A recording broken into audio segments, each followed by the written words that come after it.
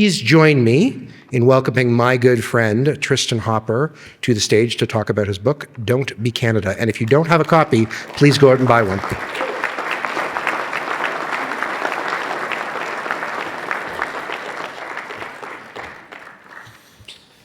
Thanks for inviting me to Canada Strong and Free Network. Everyone is better looking than I expected, except for the media table, particularly the Western Standard. This is the part of the speech where it says, suck up to Alberta. Daniel Smith kept talking about the hard-working pioneers and such like. Half my family is Albertan, and the pioneers on that side, she's definitely not talking about them. I'm descended from people who didn't learn the language, immigrated, immediately went on welfare, got into a bunch of vexatious lawsuits. So we're all fine now, but anyway. The BC side was quite hardworking. But I want to start with a quick review of the other speakers at this year's Canada Strong and Free Networking Conference. Danielle Smith was once cast so deep into the political wilderness that when I visited Calgary on assignment 10 years ago, some of the people in this room were heard to joke, Danielle who? Whenever her name was mentioned. Well, now she's premier and you're not. Jamil Javani started at the absolute rock bottom of the Canadian social hierarchy. He was a talk radio host. And yet, somehow he managed to shake off the stench of this regrettable and ignominious career path and become the thought leader we know today. Preston Manning did something I still think is impossible. He took Canada's various warring factions of pissed-off right-wingers and synthesized them into a moderately coherent political entity. The British writer John Ronson wrote of Conrad Black that should he die, his tombstone would read just his name and the dates of his existence. Otto von Bismarck's tomb carried just the word Bismarck. Napoleon just had the letter N, but Lord Black would at least favor us with a forname on his grave marker, even if it wasn't entirely necessary. And then there's me. I'm a 38-year-old divorced newspaper reporter who drives a 2006 Volkswagen Jetta with headliner issues, and I literally work out of that Jetta because I don't want to pay the rent for a co-working space. I charge my laptop by plugging it into a repurposed car battery that I keep on the passenger seat. But you invited me because I wrote a book that very specifically details all the ways in which Canada is not strong and free, at least right now. The rough synopsis of the book, Don't Be Canada, available at all good booksellers through Sutherland House Publishing on Amazon.com, and our audiobook drops next week, is that in a contemporary political era defined by bad ideas, Canada fell for these bad ideas harder than anyone else. Gender ideology, harm reduction, assisted suicide, permanent real estate bubbles, unsustainable immigration, justice systems that utterly refuse to appropriately punish violent crime. Everywhere, at least in the West, fell for these a little bit, but we Canadians took them, crushed them into a powder, and snorted them off the diaper change table in a gas station change room.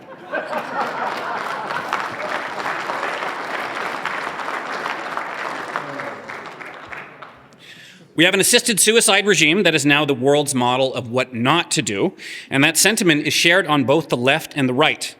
Here's a headline from the right-leaning Wall Street Journal. Welcome to Canada, the doctor will kill you now. And here's a headline from the very left-wing Jacobin. The Canadian state is euthanizing its poor and disabled. The principle of harm reduction as a response to drug addiction was invented in Europe, specifically in Liverpool. But we took it to such extremes that we're now doing things that would draw stares even in the most liberal hippie corners of Denmark or the Netherlands. Nobody else handed free daily rations of recreational opioids to drug addicts and then acted surprised when it resulted in a tidal wave of those same opioids hitting the black market. Nobody else had public health officials calling for free government distribution of smokable fentanyl. Nobody else had a court decision finding a constitutional right to shoot heroin on a playground, since asking a drug user to move to a different section of the park could cause them irreparable harm, thus violating their Section 7 rights under the Charter of Rights and Freedoms. The idea for Don't Be Canada came about because in my role at the National Post, I make a point of reading what the world's media is writing about Canada. When I started at the Post in 2011, international outlets either wrote nothing about us, or it would be some niche story about how if you wanted to run an effective points-based immigration system, or climb out of a sovereign debt crisis, or organize efficient general elections, or if you wanted to shoot terrorists from really far away with a sniper rifle, then Canada was your model of how to do it. The international headlines we're making these days are not nearly as quaint.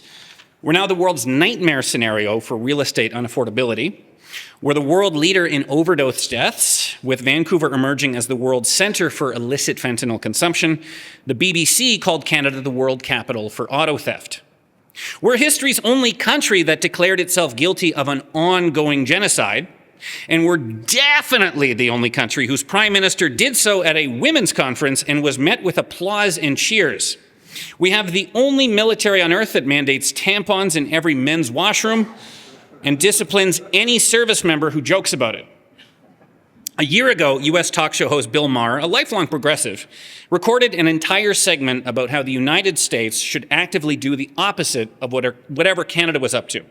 There's only one problem with thinking everything's better in Canada. It's not.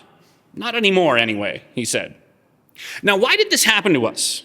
How did we go from one of the most boring, uneventful, peaceful, well-managed, and socially cohesive countries on earth into a petri dish of dumb ideas? My grand unified theory is that an entire country decided to run absolutely everything on the honor system, and was surprised when this immediately sent everything to hell all at once. We'll run a criminal justice system that gives bail to everyone, and if you violate your bail conditions, we'll just give you bail again. We'll run an immigration system with little to no screening and with massive loopholes we refuse to acknowledge or address. We'll establish an entire legal framework based around the notion that your gender is whatever you say it is, and not give any thought whatsoever to how such a system could possibly be abused. We'll greenlight an assisted suicide regime with the fewest guardrails on earth, and even boast about how we don't need any. In Carter v. Canada, the Supreme Court decision that set the guidelines for legal medical assistance in dying, justices casually dismissed the notion that such a system would ever yield scandals or abuse. This is a quote: "We should not lightly assume that the regulatory regime will function defectively." We got the idea that this was the enlightened way to run a country. We also lost any imagination for dysfunction. We had it so good for so long that we forgot this wasn't the natural state of things. This is my usual explanation for how housing became a disaster. For 20 years, whenever a government at any level faced a decision with impacts on real estate, they always took the route which made it a little harder to build and afford a home. Maybe you want to put in a new building code mandating that bathrooms all need to have reinforced walls just in case a handicapped resident wants to install a grab bar in future. That's fine, but that's going to add a few $100s to each unit and price out just a few more home buyers at the margin. Maybe you want a greenbelt of undeveloped land surrounding the Greater Toronto area. Sure, but those tens of thousands of families who otherwise would have lived in a greenbelt suburb are going to have to go somewhere else. You do this kinds of stuff thousands of times, and you ever so slowly take a country that as recently as the 1980s had the world's best house population, and you turn it into the one place on earth where home prices are most divorced from income. Now, is Canada done? Is Canada finished? Is Canada cooked? I hear these sentiments often from Americans, or Alberta separatists, looking at you, Alberta separatists, or from older Canadians who can indulge in such catastrophizing because they don't have to live here much longer, or at least they don't intend to. But I and many other Canadians have nowhere else to go. I checked, I'm not allowed to make Aliyah to the part of northern England where the Hoppers come from. I've ideally got 5 more decades to be a Canadian. I've got 3 children who have about 9 more decades of being a Canadian. I've got 2 parents I'm going to have to bury here. This giant ship we call Canada holds everyone I love, everything I've built, and everything I treasure. And it's why I take great offense when I see people drilling holes in its hull. In just the past few years, I have seen levels of dysfunction that I thought existed only in the developing world. I have seen government overreach that seems pulled from the Soviet bloc. I have seen hatreds unlike anything in our history. I'm from Victoria, and I can say that if you go all the way back to its days as an HBC fort, you're not going to find any outpouring of public hate quite as unhinged as the weekly paeans to Hamas that now monopolize the tourist district each Saturday with the help of a free Victoria police escort.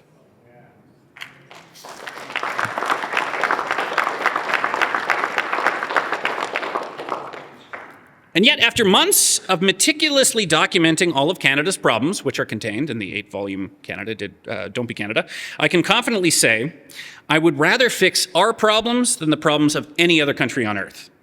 Because all of our major problems are fixable. There are 8 chapters in Don't Be Canada, and every single one details a massive, nation-ruining problem that is fully within our power to stop, sometimes to a cartoonish degree. We're not Taiwan or Ukraine, in which our worst problem is a heavily armed autocracy next door who wants to kill us. We're not Mexico or Lebanon, in which you have a criminal and terrorist organizations deeply embedded in the fabric of government. Canada's problems are: we've been brought to our knees by a crime problem because we refuse to jail the few hundred or so guys committing all the crimes. We have the world's most unaffordable housing despite having more of the raw materials to build homes than anywhere else on earth. It makes sense that Hong Kong has a housing shortage, but Canada, all we are is land and trees and gypsum and copper and such.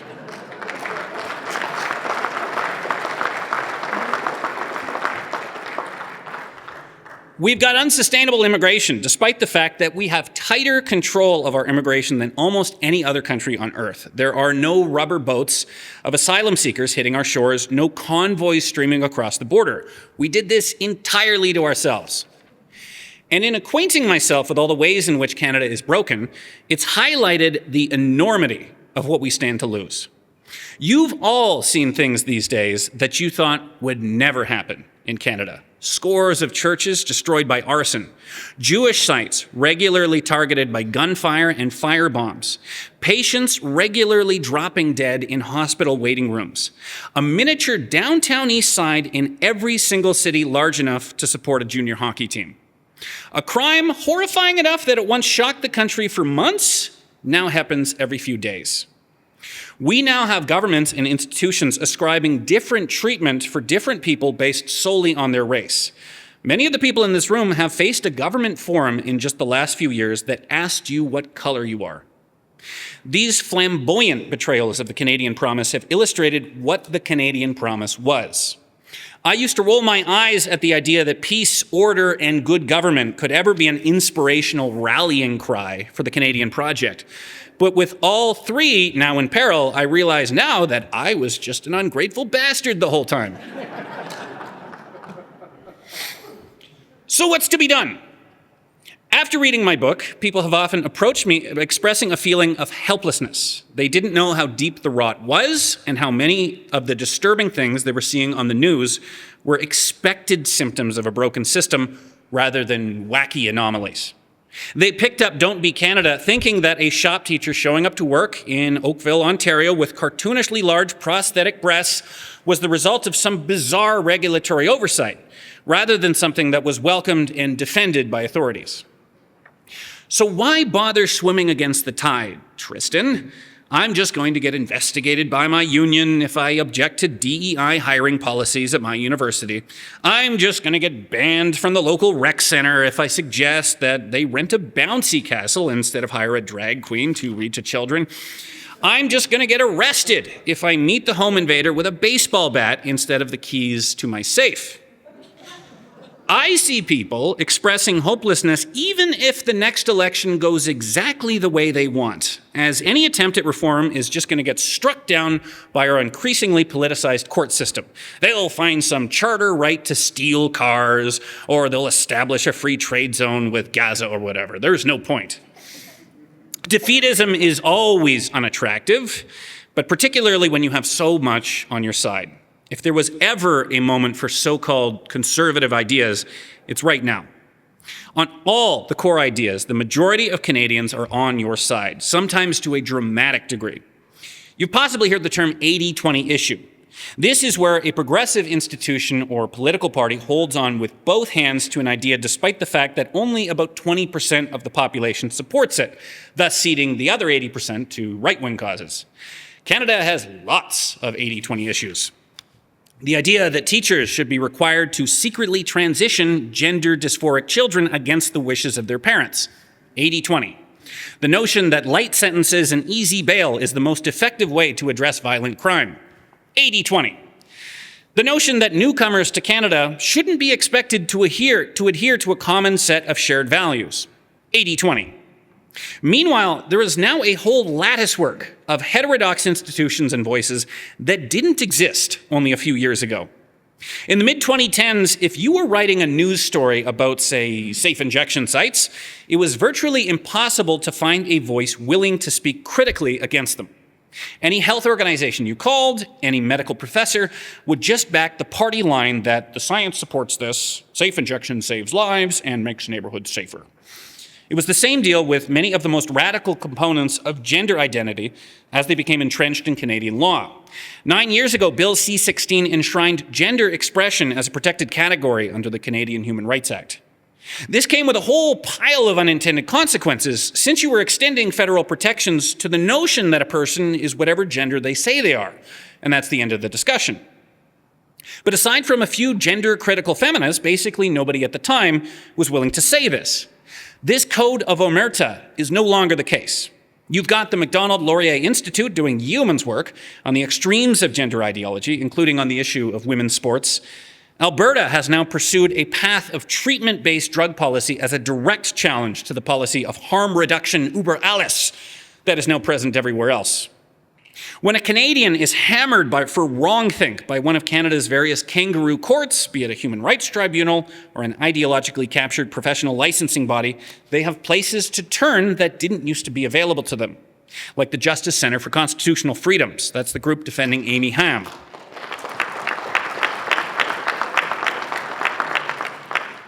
That's the group defending Amy Ham, the BC nurse, dragged through a legal odyssey for saying publicly that there are only two sexes. You've got Allies for a Strong Canada, the group that brought me here. You've now got a whole archipelago of independent media that is shining light into places where the mainstream media fears to tread. Yes, you should read all this independent media after you've subscribed to the National Post and perused all the various ads around it. Remember when the entire country woke up to news that a Samadoun demonstration in Vancouver had concluded with a ritual burning of the Canadian flag and chants of death to Canada? You didn't hear about that because of CBC. You didn't hear about that because of CTV, or even the great and mighty and benevolent Post media. You only heard it because Jared Yeager, lately of the Western Standard, was there with a camera.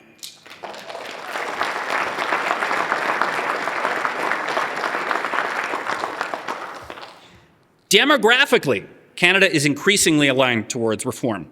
Canada, by my read, is now the only Western country on earth in which the average 20-year-old is now more likely to vote for a conservative option than the average 70-year-old. That's basically never happened before. You get moments in time in which you have a plurality of under 30 voters favoring a conservative option. That's what happened in the electoral landslides won by Brian Mulroney or Margaret Thatcher or Ronald Reagan. But young people never vote conservative at higher rates than older people. But that's exactly what's happening now. To me, the most startling example of this phenomenon were the results of the 2025 Civics High School election poll. The Canadian electorate picked a Liberal government. The high schoolers picked a conservative one, which means I'm not used to being interrupted by clapping. Usually it's just people quietly looking at me. Which means if you'd only had teenagers voting in the most recent federal election, Pierre Poilievre, that's how you pronounce his name, would be prime minister right now. Now, why is this? The normal pattern among young voters is that, lacking life experience, they pine for some abstract utopia. That's why you normally get disproportionate numbers of 20-something voters backing socialist or far-right options. But in Canada, the abstract utopia is the world of 20 years ago. I live in my hometown, and I know the windows that didn't used to have bars on them. the alleyways that didn't used to be blockaded with barbed wire, the parks that didn't have tent encampments in them. Even for Gen Zers who can't remember the 1990s, they keep finding artifacts and clues as to what once was. They get their first real job and notice that every coworker over 40 was able to buy a house on a normal salary, while anybody younger is crammed into a $3,000 a month apartment with roommates. In the forgotten corners of their school library, they can find outdated literature that instructs teenagers not to do drugs, rather than simply ensure that their meth pipe is properly sanitized. They can watch old newsreels about Expo 86 and wonder why it shows children being entertained by clowns and puppets instead of drag queens. And you're finding a similar conservative tilt among recent immigrants. We saw this in BC, where the most recent election featured the most populist conservative option since the So-Creds, and polls showed it doing way better among brown people than it did among white people, which makes sense. People come to Canada for prosperity, freedom, and a life removed from the internecine BS of the old country. Lately, we've failed our newcomers on all three. Across Canada, in communities and minds who have never once thought of themselves as being conservative or right-wing or even particularly traditional, there is a yearning for Canada to just smarten up and return to the way it used to be. And it's in this climate that, possibly without realizing it, the Canadian right has suddenly become the standard bearer for a whole swath of Canadian principles that have traditionally been the domain of progressives, at least in my lifetime. Conservatives are now the most conspicuous defenders of tolerance and pluralism, the only side in Canada right now which believes that someone's immutable characteristics should be irrelevant to how they are treated by their neighbors and by their government. Canada remains one of the only countries on earth where it is a regular occurrence that two neighbors meet and exchange small talk without either one ever considering the fact that the two of them are different colors. It's one of the only corners of planet Earth in which you can get cut off by someone a different race than you, and you call him an a-hole without ever thinking of using a racial slur instead.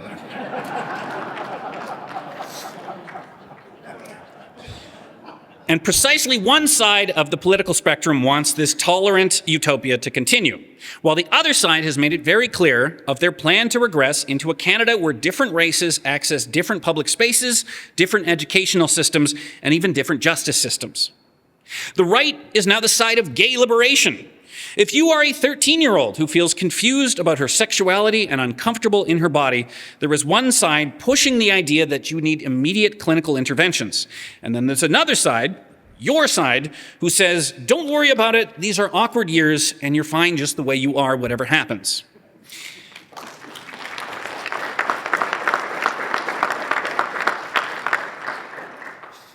If Canada had more conservative mayors, I can also guarantee you that you'd be able to hold a pride parade in this country without it immediately being shut down by masked men screaming for intifada.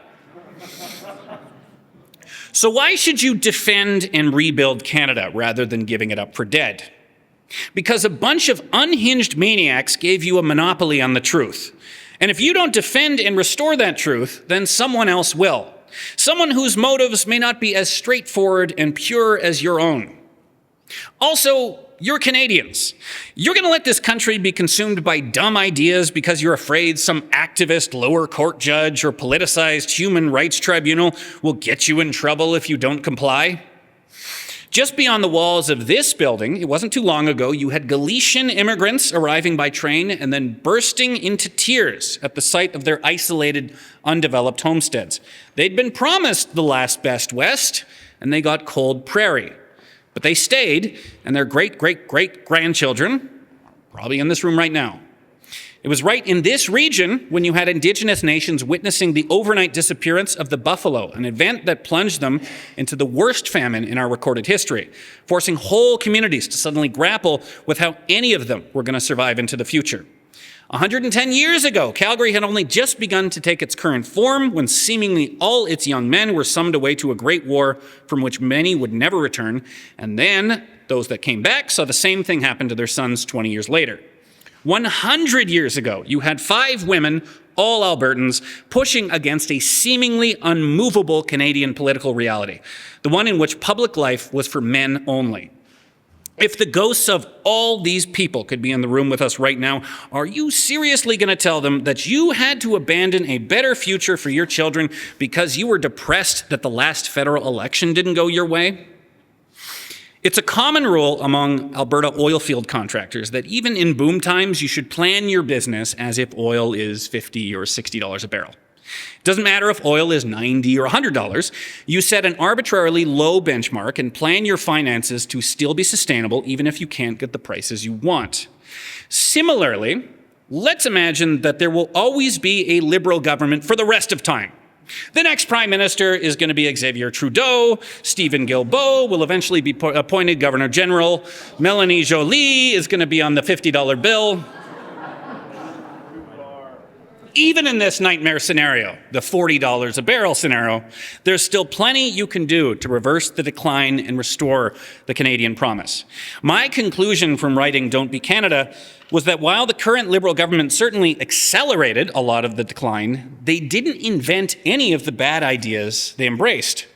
Our hyper-liberalized assisted suicide regime can basically be pinned on the relentless lobbying of one nonprofit, Dying with Dignity.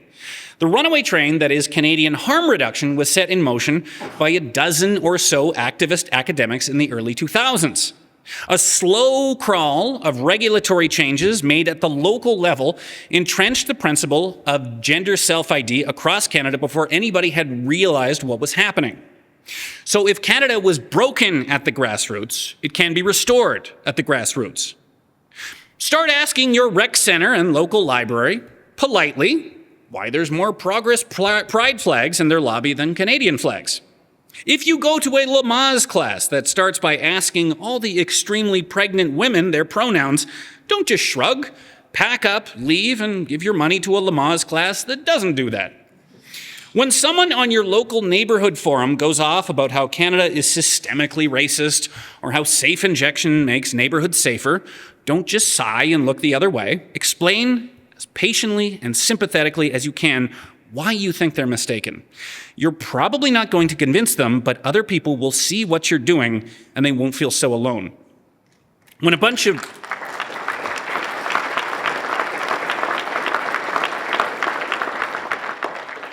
hippie geriatrics want to parade through downtown in keffiyehs to call for a second Holocaust, get twice as many geriatrics to quietly block their path.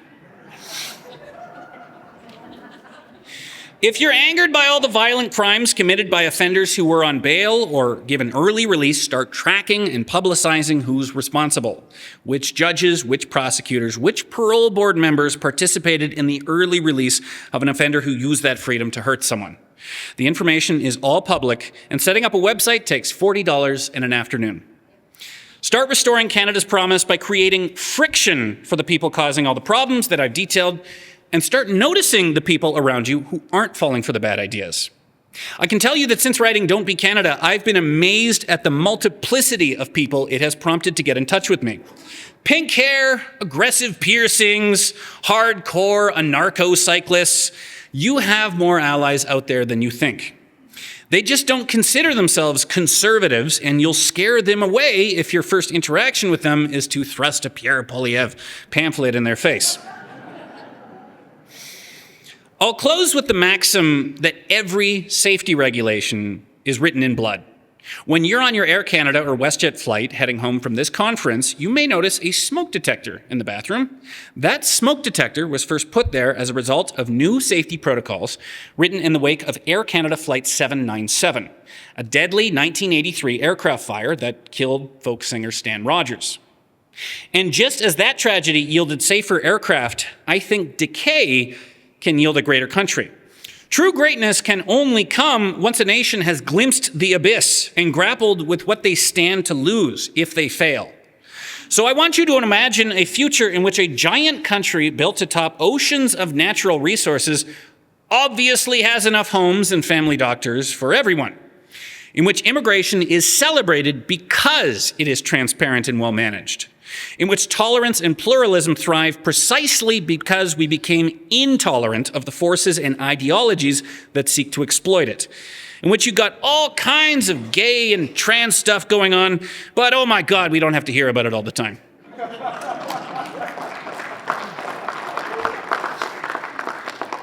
In which courts understand that mercy for the guilty is cruelty to the innocent, in which governments never take prosperity or high living standards for granted.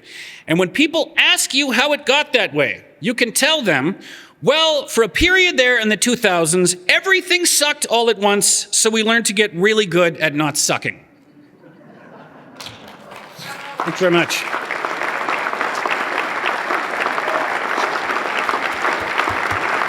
Tell them all what they're doing. Yeah, very good. You're awesome.